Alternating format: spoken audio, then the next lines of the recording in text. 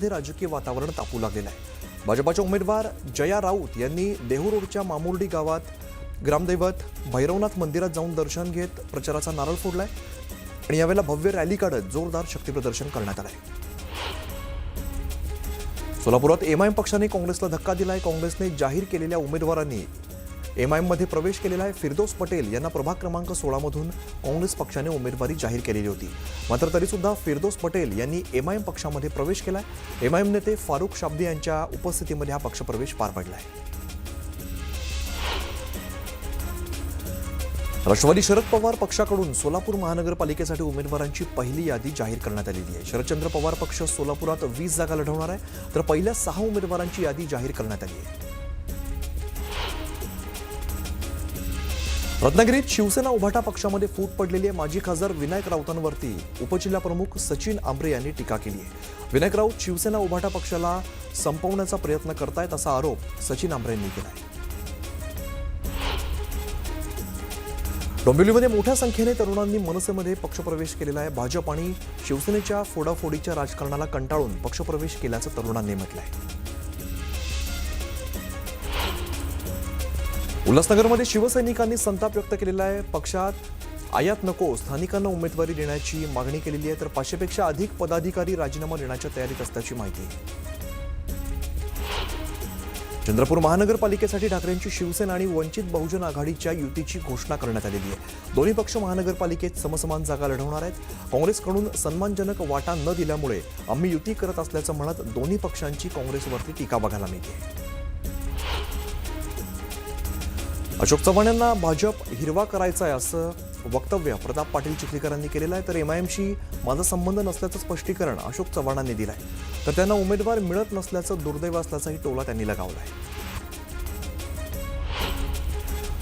भाजपचा खूप वाईट अनुभव आलेला आहे। भाजपला काही झालं तरी हरवायचंय असं म्हणत उद्धव ठाकरेंनी भाजपावरती जोरदार टीका केली आहे, तर 16 तारखेला विजयाचा जल्लोष करायचा आहे असंही ते म्हणाले। महापालिका निवडणुकीसाठी वंचित आणि काँग्रेसने आघाडी केली आहे। काँग्रेस प्रदेशाध्यक्ष हर्षवर्धन सपकाळ आणि वंचितच्या पदाधिकाऱ्यांच्या उपस्थितीत ही घोषणा करण्यात आलेली आहे, त्यामुळे दोन्ही पक्ष पालिका निवडणूक एकत्रित लढणार असं समोर येत आहे। आजपासून काँग्रेस आणि वंचित मित्रपक्ष असल्याचं वक्तव्य काँग्रेस सपकाळ यांनी हर्षवर्धन सपकाळ यांनी केलेलं आहे, तरी नवी सुरुवात असून भाजपाला रोखण्यासाठी एकत्र आल्याचंही त्यांनी सांगितलं आहे। कृष्णराज महाडिक यांनी महापालिकेच्या निवडणुकीतून माघार घेतलेली आहे। मी पक्षाचा निष्ठावंत कार्यकर्ता असल्याचं मत त्यांनी यावेळेला व्यक्त केलेलं आहे, तर पक्ष पातळीवरती झालेल्या निर्णयानुसार महापालिका निवडणूक लढवणार नसल्याचं कृष्णराज महाडिक यांनी म्हटलं आहे। बारामतीमध्ये शरद पवार आणि अजित पवार एआय महाविद्यालयाच्या उद्घाटन सोहळ्यात एकाच मंचावरती आलेले होते आणि यावेळेला शरद पवार आणि अजित पवारांमध्ये चर्चा झाली। काय चर्चा झाली हे अद्याप गुलदस्त्यात आहे। उपमुख्यमंत्री एकनाथ शिंदे मुंबईतील शिवसेनेच्या 60 माजी नगरसेवकांशी संवाद साधणार आहेत। शिंदे नेमकं काय कानमंत्र देणार याकडे सगळ्यांचं लक्ष आहे। मुंबईतील रंगशारदा या ठिकाणी उद्या मनसेच्या मेळाव्याचं आयोजन करण्यात आलेलं आहे। राज ठाकरे यावेळेला मेळाव्याला मार्गदर्शन करतील।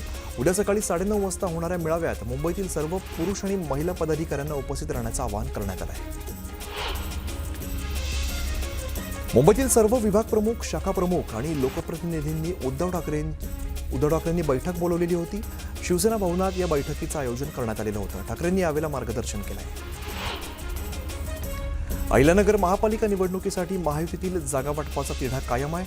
आज संध्याकाळपर्यंत निर्णयाची अपेक्षा असल्यानं राम शिंदेंनी सांगितलेलं आहे। चंद्रपूर महानगरपालिका निवडणुकीच्या पार्श्वभूमीवर भाजप नेते हंसराज अहिर आणि मुख्यमंत्री देवेंद्र फडणवीस यांनी तासभर चर्चा केली।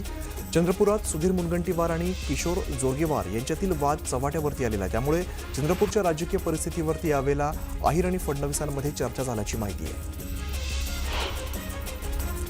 मुख्यमंत्री देवेंद्र फडणवीस आणि महसूल मंत्री चंद्रशेखर बावनकुळे यांच्यात चर्चा झाली। मनपा निवडणुकीच्या पार्श्वभूमीवर दोन्ही नेत्यांमध्ये चर्चा झाली आहे। गिरे तो भी टांग ऊपर असं म्हणत राम शिंदेंनी आमदार रोहित पवार यांच्यावरती टीका केलेली आहे। पराभव स्वीकारण्याच्या ऐवजी दोषारोपांचं राजकारण करत असल्याचा आरोप त्यांनी केला। पिंपरी चिंचवडमध्ये महाविकास आघाडीत बिघाडी झाल्याचं समोर आलंय। शरद पवारांच्या राष्ट्रवादी बैठकीला गैरहजर असल्याने सचिन अहिर यांनी अल्टिमेटम दिलेला आहे. पवारांची राष्ट्रवादी युतीत आल्यास ठीक नाही तर यादी जाहीर करणार असा इशाराही दिला आहे. छत्रपती संभाजीनगरमध्ये ठाकरेंच्या शिवसेनेत पक्षप्रवेश करणारे रशीद मामू यांनी पोलीस ठाण्यामध्ये तक्रार केलेली आहे. ठाकरेंच्या शिवसेनेत प्रवेश केल्यापासून बदनामी केली जात असल्याचा आरोप त्यांनी केलेला आहे. मनसे आणि शिवसेना उभाटामध्ये जागावाटपाचा तिढा निर्माण झाला आहे. निष्ठावंत मनसे कार्यकर्त्यांना जागा सोडण्याचा उद्धव ठाकरेंकडे मनसेनं आग्रह केलेला आहे. शिवडी, विक्रोळी, भांडूप यामधल्या जागावाटपावरून मनसेत नाराजी असल्याची माहिती आहे.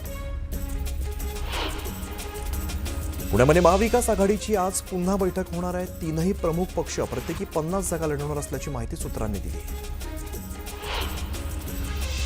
पुण्यात धनगेकरांचा मुलगा प्रणव धनगेकर अपक्ष निवडणूक लढवण्याच्या तयारीमध्ये आहे. जागावाटपावरून भाजप कोंडी करत असल्याचा आरोप धनगेकरांनी केला आहे. पुण्यात गुंड बंडू अंधेकर काल अर्ज भरण्यासाठी आलेला होता, परंतु अर्ज अर्धवट असल्यामुळे अर्ज दाखल झालेला नसल्याची माहिती समोर आली आहे. दरम्यान बंडू अंधेकर उद्या पुन्हा अर्ज दाखल करणार असल्याची शक्यता आहे.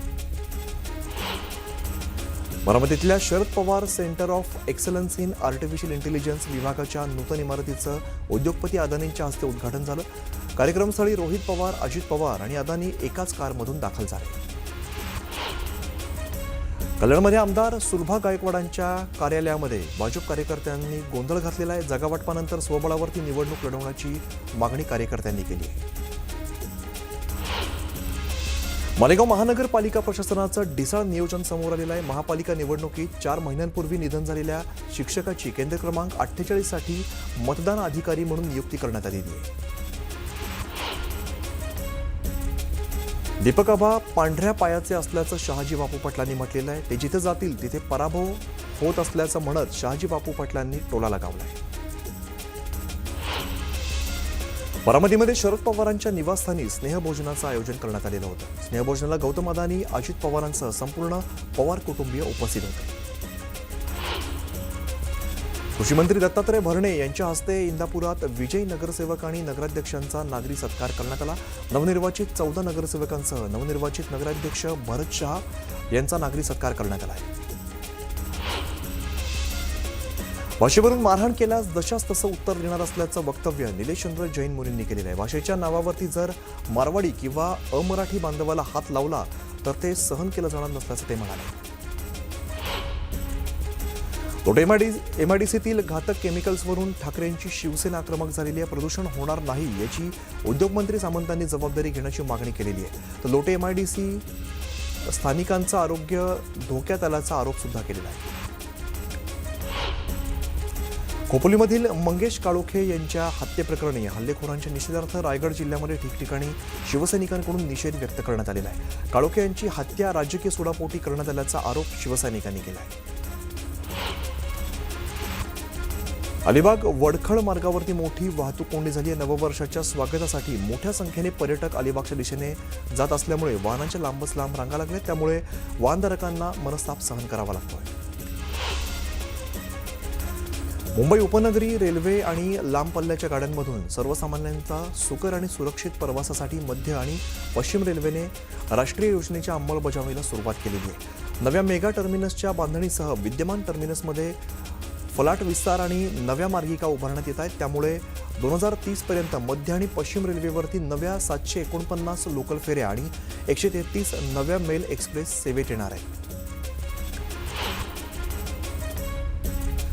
मुंबईत राबवण्यात येणाऱ्या मेट्रो प्रकल्पासह ऑरेंज गेट ते मरीन ड्राईव्ह भुयारी मार्ग प्रकल्पाच्या कामाला गती मिळणार आहे. राज्य सरकारने या प्रकल्पांसाठी MMRDA ला 803 कोटींचा निधी दिलेला आहे. हा निधी मिळाल्याने या प्रकल्पांच्या कामांना आता गती मिळणार आहे. पश्चिम रेल्वेवरील कांदिवली ते बोरिवली दरम्यान 6व्या मार्गिकेच्या कामासाठी घेतलेल्या ब्लॉकचा फटका आज सुद्धा प्रवाशांना बसणार आहे. रेल्वे प्रशासनाकडून आजच्या 235 लोकल फेऱ्या रद्द केलेल्या आहेत. शनिवार ते सोमवार या 3 दिवसात एकूण 629 लोकल सेवा रद्द करण्यात आल्या.